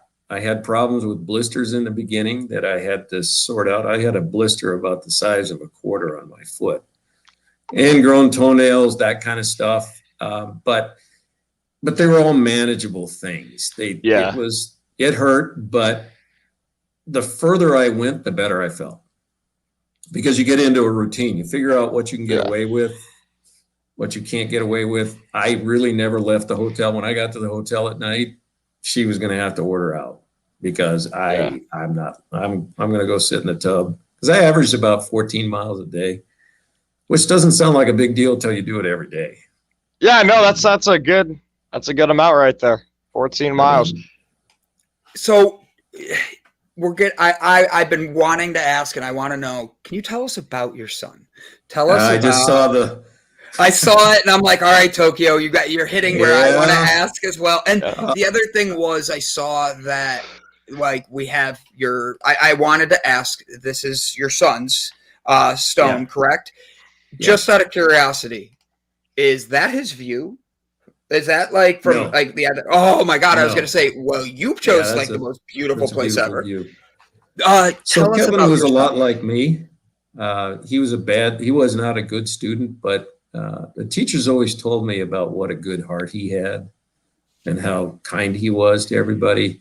He actually befriended a boy by the name of David in 3rd grade that was in a wheelchair. You know, kids in wheelchairs, sometimes it's tough for them. And he was the guy that got him out to the playground and recess, all that stuff. And then he would bring him over to the house. The interesting thing those two boys did was the wheelchair stayed at the front door. And David would crawl through the house because he could kind of army crawl. He'd get up on his arms and kind of pull himself through. But Kevin would not want to wait for him. So he just grabbed him and drag him through the house, you know. And he's the guy that stops on the freeway. When he got older, he would stop on the freeway and he would tell the stories that honestly, I wouldn't tell him don't do that. But he would stop on the freeway and give people a ride. Yeah. That's help them change a tire or whatever they needed. He was fun to be around. I love that. I love that. What a great son. I love that about your son, like that he did that. Do you still, now this was back in 2007 that you did this walk, correct? Right. Yes. What have you done? Like it's 2021 now. How do you remember your son now? Do you still walk and like, do you go places, or is that like after you finish the walk, you're like, my feet don't want to walk anymore? I don't do any more of the walking thing, but I do a lot of the speaking still. I spoke at a high school here. I have to wear masks now when you go into a high school. I've done a video. I'll have to send you a link. I've got the video. COVID forced me to do videos, right? Because it's harder to get in, but I speak I speak at Mothers Against Drunk Driving because part of their mission is underage drinking. So I tell the story there. I probably speak 4 times a month ish. Oh, wow. Wow. And it's a mind bend. I'm an engineer by trade. So to use that other part of your mind is, it's a different world when you start, because I go back to that night and tell them exactly what happened. The knock on the door, you know, I get this. So the next morning, 8:30 in the morning, we're just sitting around drinking coffee. It's Sunday morning. We get a knock on the door and I open the door and see 2 police officers and somebody in plain clothes at my front door. And it didn't even occur to me something bad had happened. That's me. That's not where your mind goes. At least not mine before. I know that now, right? I know now if you see 3 people at your door, something bad happened, but I'm thinking this is a dog or a car, On the trip, there had to be that moment of just, I don't want to say pure forgiveness, but like understanding and like, just like, you're never going to have that let go moment because it's your son. But on that walk, you had that moment of, this is where I know I'm giving my respect and showing my love to my son. And I think going around and still speaking and tacking engagements about this, I think is essential. On your walk, you have the blisters, you have the pains. I'm sure your legs were hurting and throbbing at points. When you wanted to quit, because I'm sure there was a point where you're like, oh, I'm done. Because I would have that just walking down my driveway. How did you keep yourself going? What did you keep telling yourself in those moments of aloneness and quiet? How did you keep yourself going strong? I committed to doing it. And, I had people try to talk me out of this. relatives, family members. No, dude, don't. Because, and I get it, right? I have no business thinking I can pull something like this off. I did have that moment that you mentioned. It actually was before I even got to Flagstaff, because I had driven the route, so I knew it, but there was a hill that was about 2,000 feet elevation gain there, and it was raining. It was windy, it was cold, it was miserable, and I'm thinking, that's when I kind of came to that aha moment that, okay, just get to the next point. Yeah. As far as forgiveness goes, I don't remember that moment. It was more of a transition for me. It wasn't something where I magically, oh, okay. Right. And that makes sense. It's the transition moment is a big moment. I use the word forgiveness, but like that transition is a big thing. And I think that you showed so much compassion for your son and doing this. I love it. What has been your biggest challenge since then? Because plantar fasciitis doesn't go away easily. I have it still from when I owned restaurants and was on my feet 18 hours a day. Nothing compared to yours, but like I know what your feet feel like. And when you go to get a massage, it's like the greatest feeling in the world. That's why I get pedicures. How has your body adapted to the change of that after that walk, and how have you been building Barry up after that and building what you do? As far as what I do, it's interesting because the speaking I do is all word of mouth. I can send emails to people. I can post stuff on social media, and maybe you guys have the magic bullet, but it's all word of mouth. People hear about it and say, yeah, I need to, you need to come in. And then once I'm in there, I usually go back multiple times. Yeah, I could see it. Cause I'm already loving the energy you're bringing and how you phrase your love for your son while bringing a positive message. I love it. I'm looking through your videos. You actually have quite a few videos on here for inspiration, from dealing with adversity to forgiveness, message for parents and all that.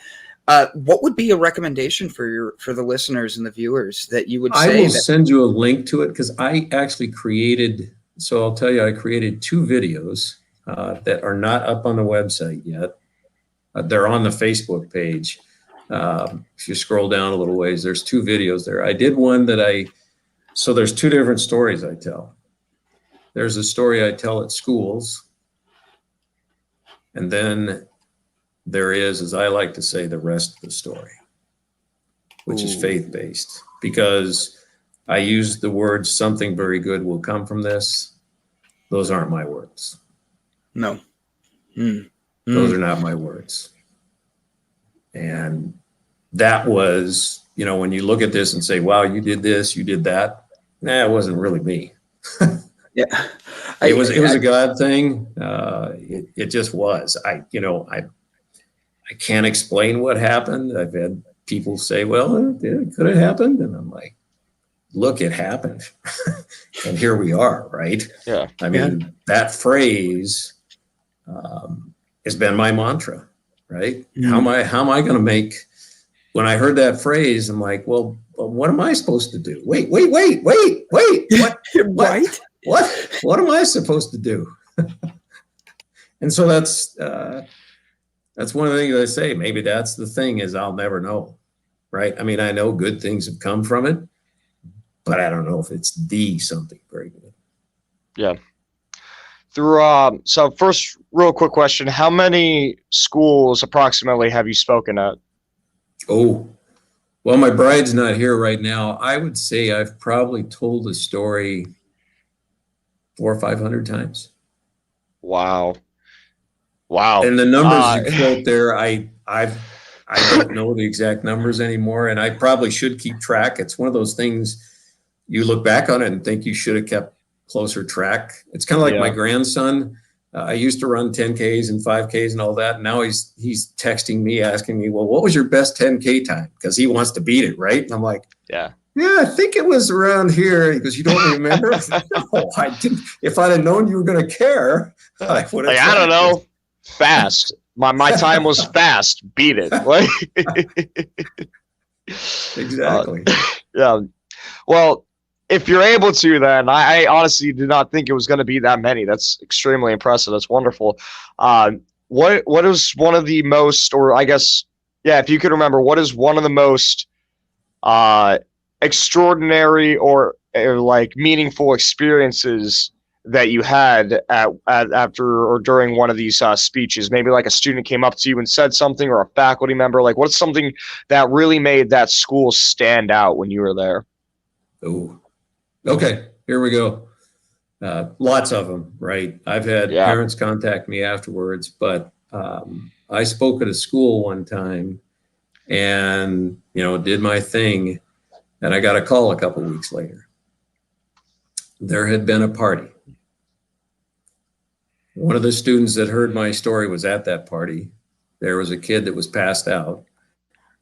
He wanted to call 911. The other kid said, no, don't call 911. We're going to all get in trouble.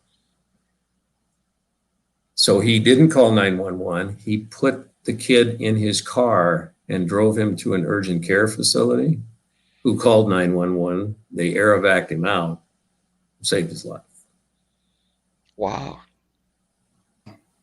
That's like that's huge. I'm Yeah. glad that your message was what saved that kid's life because of it.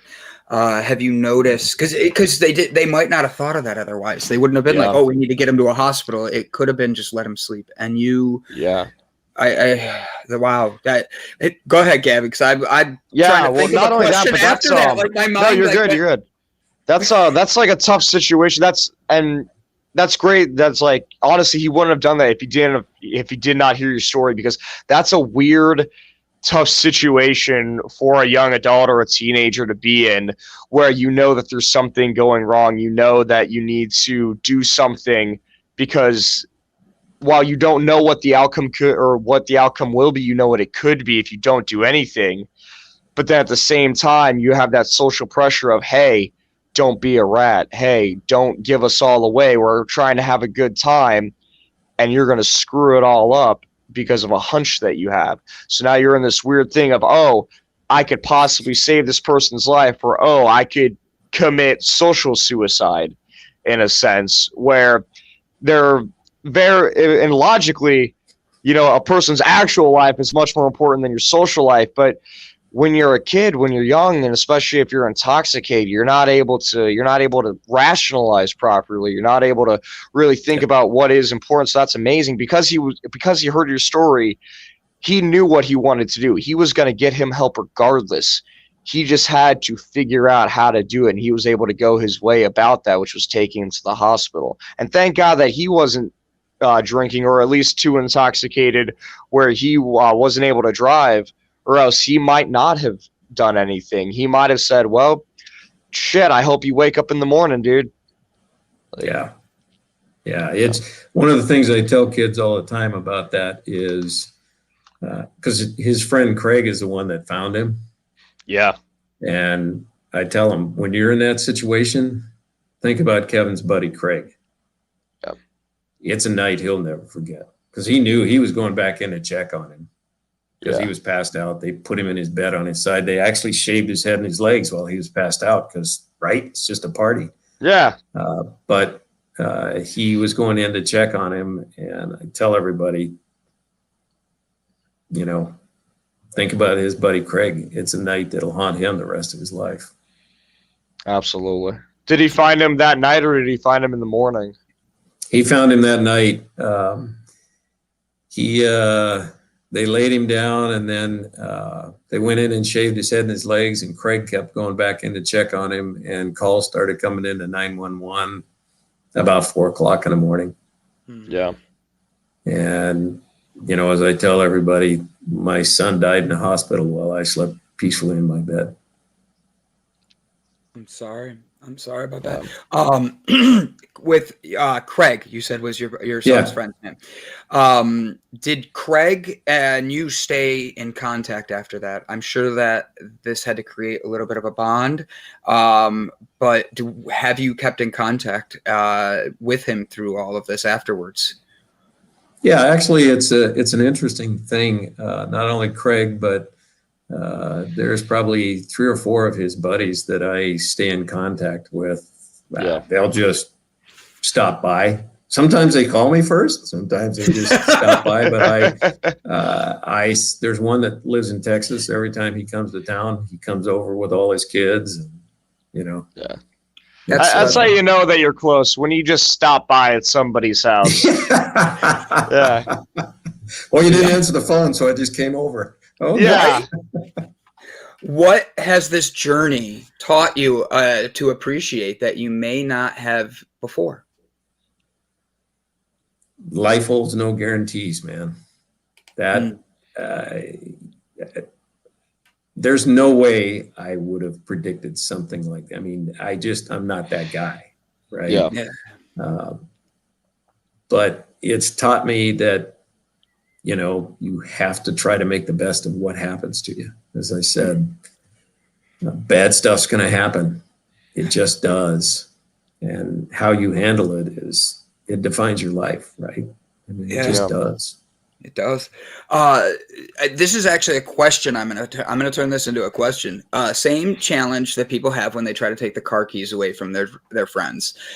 How do you recommend, because you speak to high school kids, but that's a very common problem with adults too. And we think we know what we're doing with drinking and all this.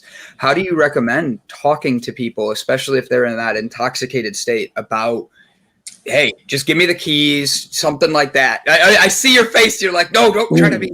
Yeah. Ooh. Ooh. That's a tough one, right? Because you can't, you just have to be loving about it and kind. That's a hard one when they're intoxicated. It's really kind of too late, because when people get drunk, as you guys know, you do stupid stuff, right? Yeah. I don't know what you do there. There's 2 thoughts I have there. First one is that one of the things I tell kids all the time is, if you want to talk to I tell parents and kids the same thing. If you want to have a conversation about drugs and alcohol, that's always weird, right? Hey, I want to talk about this. I tell them, just let them overhear you talking on the phone to somebody about it. Yeah. And then they're listening. And same thing with parents, right? Mm-hmm. Because kids like to listen to what you're saying when you're talking to somebody else, but they don't want to be talked to. Yeah. Right. Yeah. I feel like that carries over into adults a lot. I think, honestly, I think this show and any podcast is a great example. That's why podcasts are so popular, because we love to hear speeches. Like, we naturally crave knowledge, I believe, but we don't want to feel like we're doing wrong.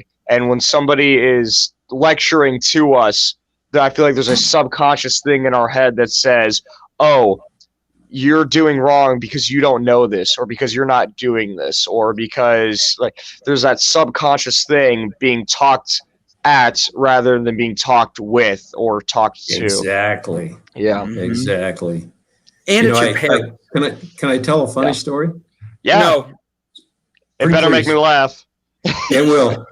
So you talk about people do stupid stuff when they drink, right? I have a relative that's a cop, and he pulled over this guy that he suspected of a DUI one time.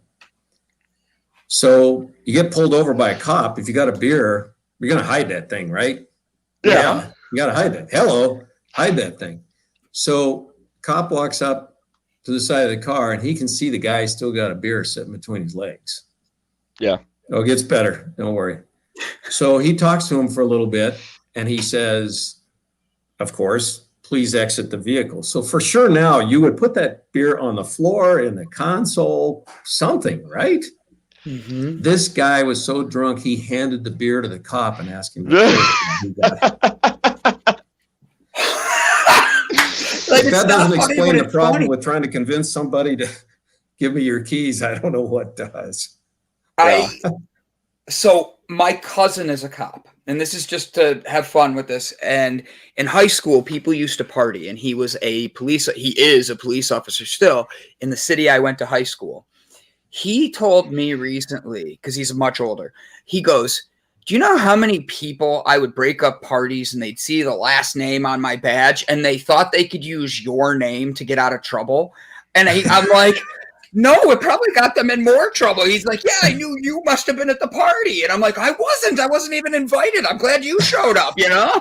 So like, it's funny because people like do that stuff and they don't realize. And he told one where the guy was so drunk, the guy threw his head into the sidewalk. Okay. Right. And my cousin's like, doesn't even have handcuffs on him or anything. And he's standing there and he goes, what are you going to do now? And he's bleeding from his head. And he goes, hey, you know Brandon. He goes, okay, that's not what I wanted to hear right now. My cousin called me that day and goes, how do you have friends like this? I'm like, I'm just everywhere. I know people. Like, I'm sorry, you know? Oh, man. So, Barry, with now, where are you? I want to think you're in Montana, but I don't think you're in Montana. I'm in Arizona.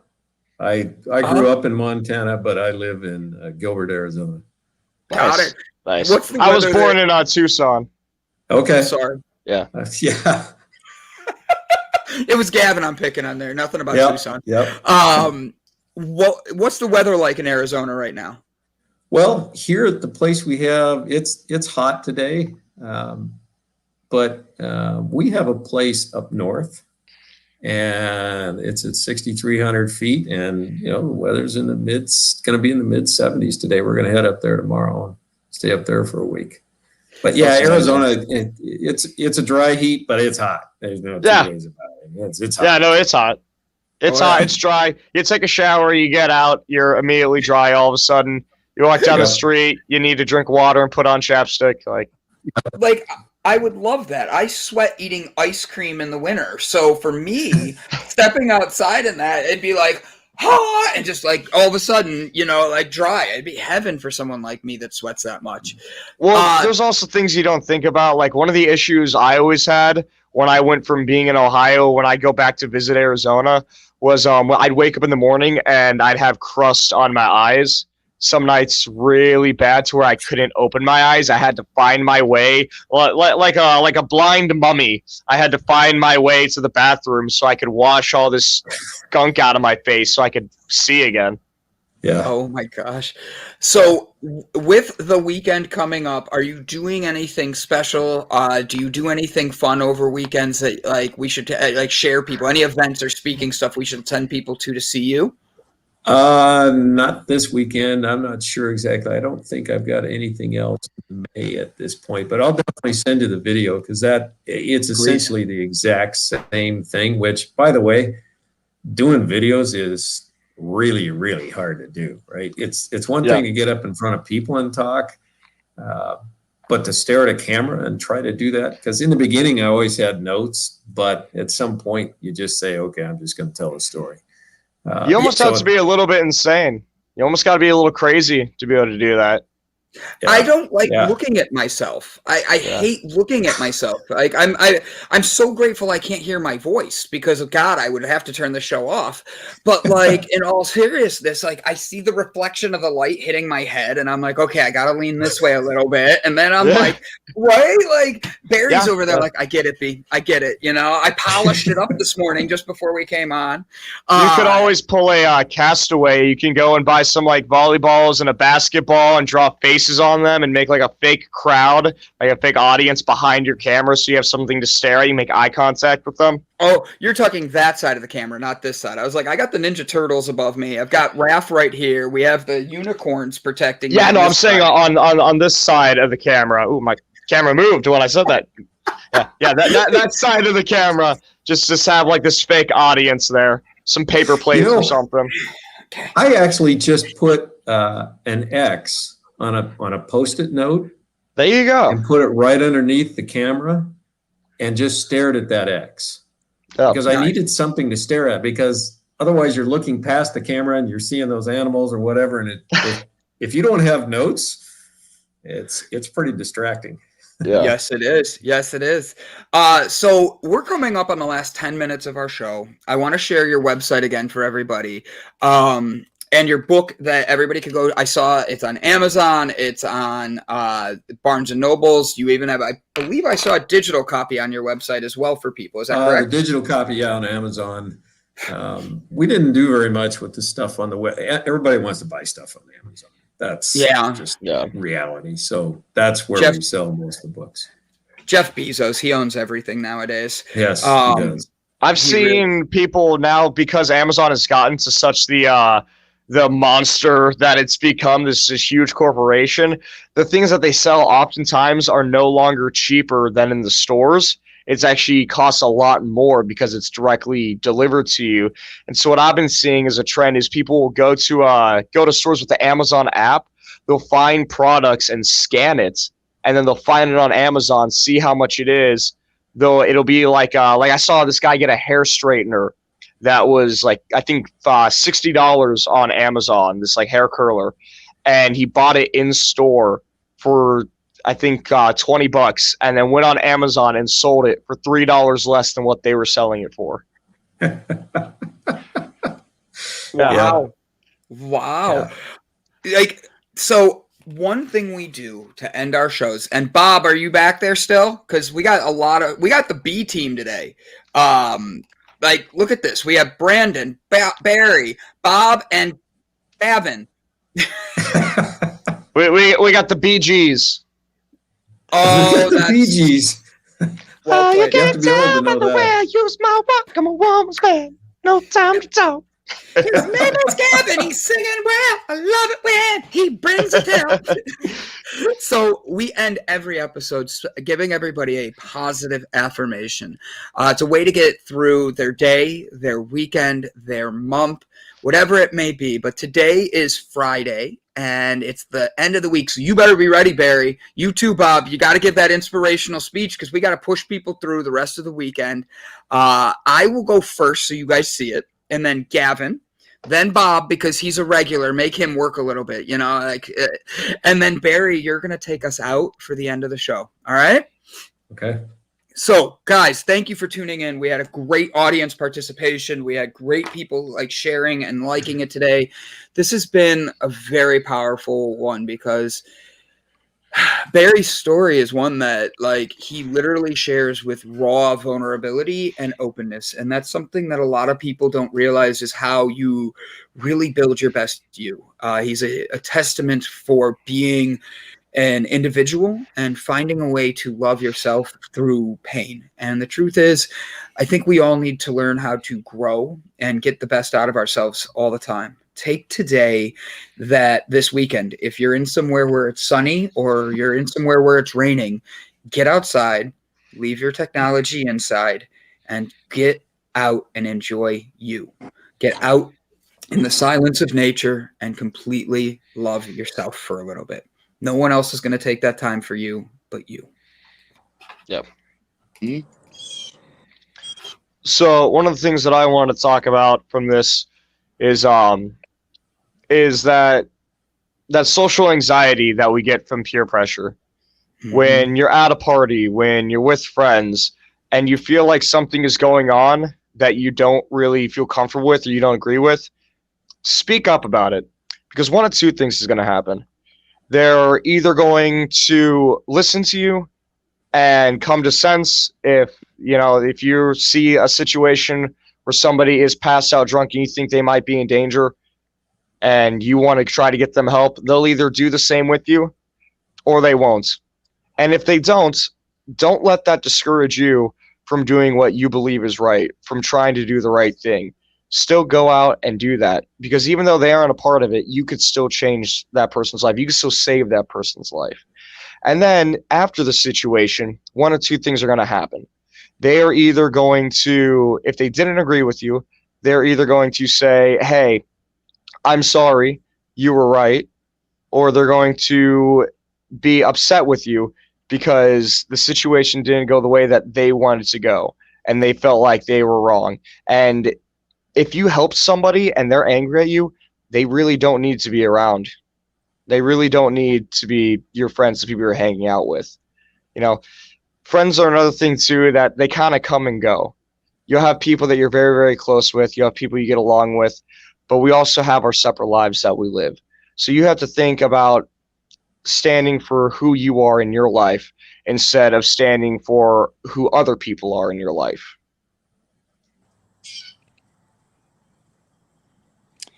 Well, I watched, listened pretty close, and a couple of things I picked up where the brother said, well, let me start over again.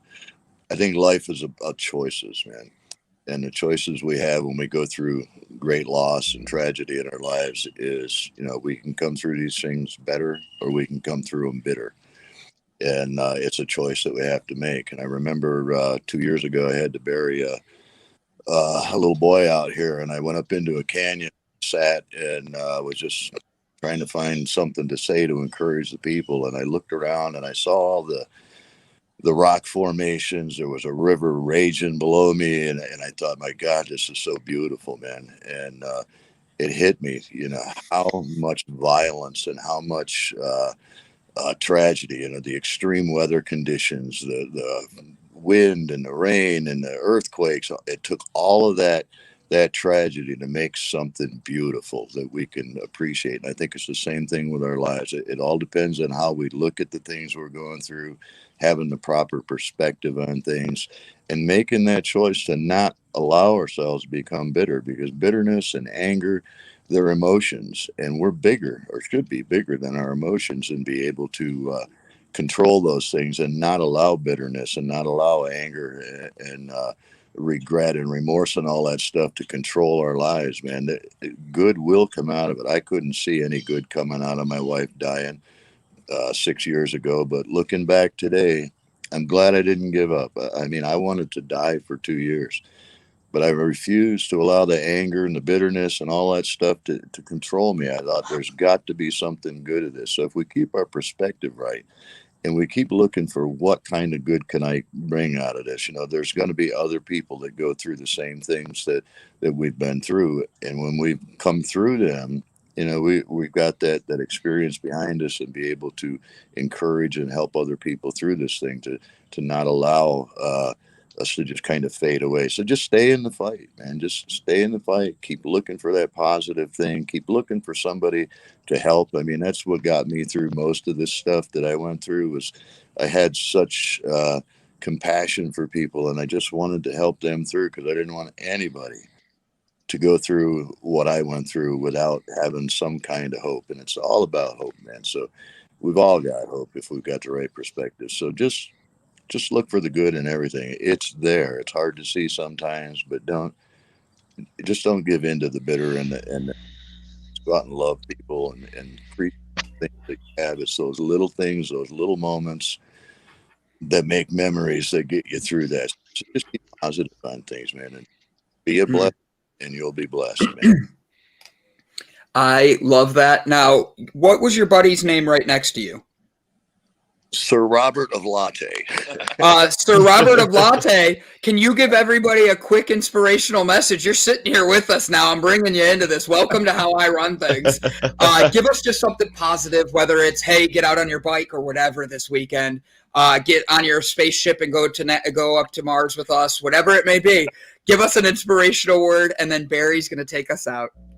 I listened to Barry's conversation, really inspiring. I would just say that everyone have hope and try to appreciate the things around you. It's so difficult to appreciate what we have. Barry said it's very fragile and you can lose it all in a minute. We don't appreciate what we have around us until we lose it. Unfortunately, that if you can just have hope and pray for people, as a lot of you don't know, Bob goes through, and I like to say, heavy is the heart that lifts hearts, and sometimes you can take on a lot of that from other people, and it's heavy on your heart. But just keep lifting hearts and appreciate what you have around you. That's what I'll say. Thank you for your speech, Barry. I appreciate it. Bet. Sons and you. Thanks, guys. Thank you. Yeah. And last but not least, you're taking us out because we're excited to have you. Barry, thank you again for your amazing story. You really are an inspiration. Give us your final words of how you want to inspire people for the world for this week. Well, no pressure here, right? But for me, it's all about how you treat people, right? And I guess what I would say is that go out and be nice to somebody, because you never know when that would make their day. And I had written up this thing that had 16 things I wanted my kids to know. I won't go through all 16, but one of the things I said was the true measure of a person is how they treat somebody that can do absolutely nothing for them.